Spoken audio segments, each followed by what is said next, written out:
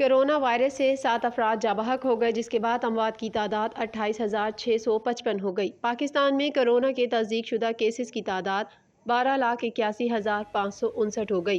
National command and operation centre کے تازہ ترین اعداد و شمار کے مطابق گزشتہ 24 گھنٹوں کے دوران 319 نئے کیسز رپورٹ ہوئے۔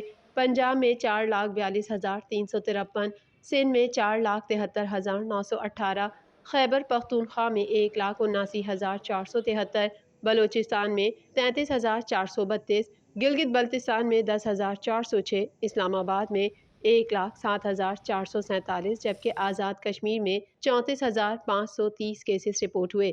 ملک بھر میں اب تک 2,16,04,940 افراد کے ٹیسٹ کیے گئے۔ گزشتہ 24 گھنٹوں کے دوران 39,200 نئے ٹیسٹ کیے گئے۔ اب تک 12,30,425 مریض صحت یاب ہو چکے ہیں، جبکہ 1,077 مریضوں کی حالت تشویشناک ہے۔ پاکستان میں کرونا سے ایک دن میں 7 افراد جاں بحق ہوئے، جس کے بعد وائرس سے مرنے والوں کی تعداد 28,655 ہو گئی۔